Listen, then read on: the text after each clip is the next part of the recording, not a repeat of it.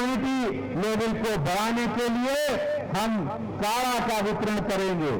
हमने 10 लाख काढ़ा वितरण का लक्ष्य लिया है, उसमें हमने प्रारंभ कर दिया है और वो प्रारंभ होकर मंडल स्तर पर जगह जगह कॉलोनी में हमारे कार्यकर्ता काढ़ा वितरण कर रहे हैं, फेस मास्क डिस्ट्रीब्यूशन कर रहे हैं और इसके साथ साथ हम लोग सैनिटाइजर डिस्ट्रीब्यूशन कर रहे हैं और एक अवेयरनेस टेम्पलेट जिसमें कोरोना से कैसे बचा जा सकता है उन सबकी जानकारी भी हम उनको दे रहे हैं।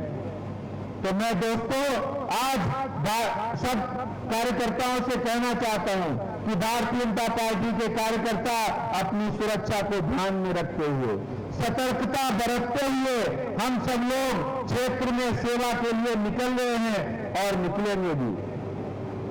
दुख इस बात का है कि हम में से कुछ कार्यकर्ता ऐसे भी हैं जो आज कोरोना संकट के कारण जिनकी जान गई है, कोरोना संकट से जो जूझ रहे हैं, उनको जो तकलीफ हुई है निश्चित रूप से बहुत दुख तकलीफ देने वाली बात है। लेकिन इन सब के बावजूद भी भारतीय जनता पार्टी का कार्यकर्ता निर्भय होकर लोगों की, जनता की सेवा करने के लिए जमीन पर काम कर रहा है। यहां हमारे राष्ट्रीय महामंत्री आदरणीय अरुण सिंह जी बहुत सारे व्याख्यान अपनी बातें रखेंगे। मैं भारतीय जनता पार्टी की उपलब्धियों के बारे में सिर्फ 2 बात कहना चाहता हूं।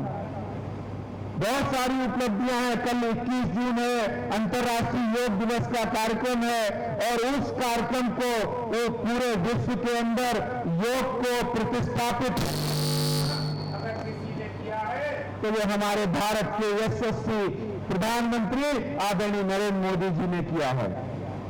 आज पूरा विश्व उस योग प्राणायाम जो व्यवस्था है, जो हमारी प्राचीन ऋषि मुनियों ने जो उस परंपरा को पल्लवित किया था, पोषित किया था, विकसित किया था, उस परंपरा को कायम रखने का और आगे बढ़ाने का काम हमारे प्रधानमंत्री नरेंद्र मोदी जी ने किया है। और आज तो हमारे प्रधानमंत्री जी ने बहुत बड़ी बात कही है। उन्होंने कहा योग कम्युनिटी के लिए है, योग इम्यूनिटी के लिए भी है, योग इम्यूनिटी को बढ़ाने के लिए भी है और योग इम्यूनिटी के लिए भी है। तो ये बहुत बड़ी बात जो आज हमारे प्रधानमंत्री जी ने कही है, हम सब लोगों को इसका पालन करना चाहिए। जिस तरह से 2 जो बड़ी उपलब्धियां मैं आपको बताना चाहता हूं, हम लोगों का सपना था।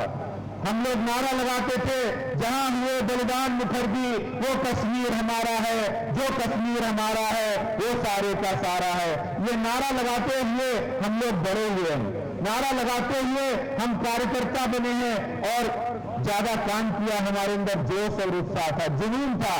और आज बड़े गर्व के साथ हम कहते हैं कि हमारे देश के प्रधानमंत्री नरेंद्र मोदी जी ने आज इस कश्मीर समस्या का समाधान किया है, जो लोगों के दिलों में चुभता था कि कश्मीर हमारा कब होगा, कश्मीर में धारा 370 कब समाप्त होगी, कश्मीर में भेदभाव कब खत्म होगा।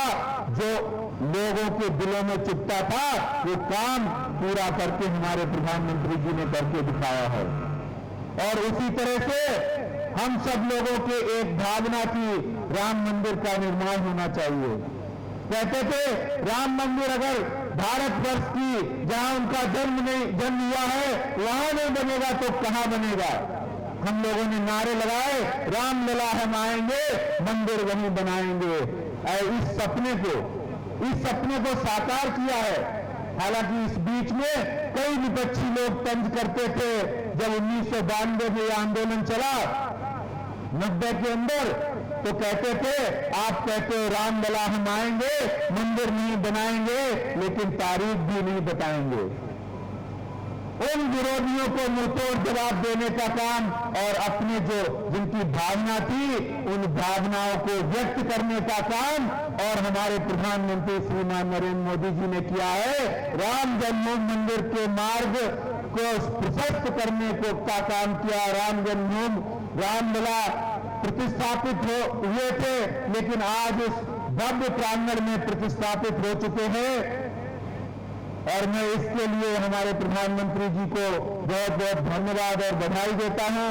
बहुत सारी उपलब्धियां जो हमारे केंद्र सरकार के द्वारा 1 वर्ष में, मोदी सरकार के जो दूसरे कार्यकाल के 1 वर्ष में की गई है, उनमें बहुत सारी उपलब्धियां हैं।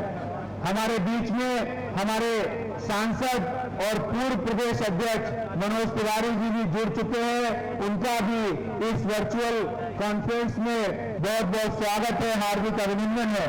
मैं बताना चाहता हूं कि केंद्र सरकार कितनी सजग है।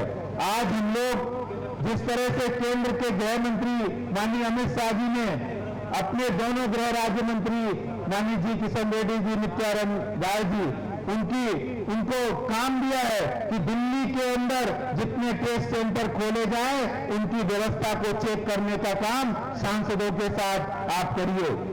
ये संजीदगी है, क्योंकि हम जनप्रतिनिधि अगर है तो जनप्रतिनिधि जनता के लिए होता है, और दिल्ली के मुख्यमंत्री अपने घर से भी बाहर नहीं निकल रहे हैं।